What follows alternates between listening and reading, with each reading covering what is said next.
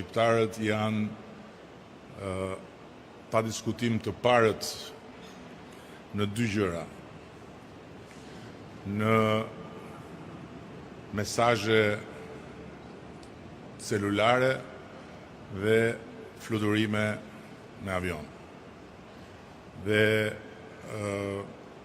pa diskutim që linja juaj do jetë shumë e suksesshme, por tani më për ne kjo është një gjë që ndodhi dhe i përket të kaluarës, edhe pse e kaluara është vetëm sot paradite, ndërkohë që objektivi strategjik është që së shpejti të kemi edhe linjën tjetër direkte, atë me Shtetet Bashkuara.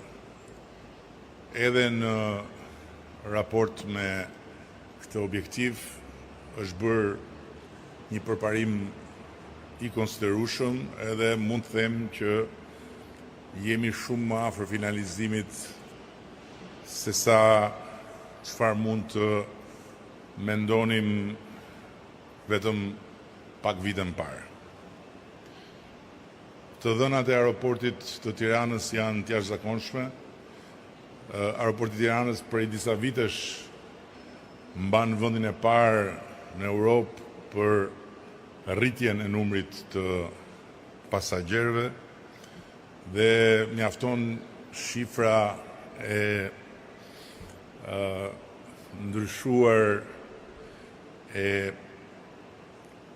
7-9 viteve, nga 2016 në 2025 për të kuptuar se çfarë rritje maramëndse ka ndodhur me aeroportin e Tiranës. Në 2016, kur filloi një fazë e re në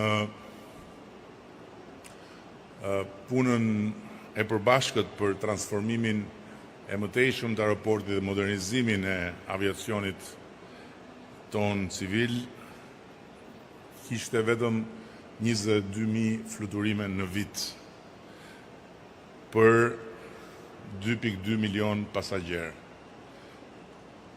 Më pak se 10 vite më vonë, numri i pasagjerëve arriti në 13.7 milion dhe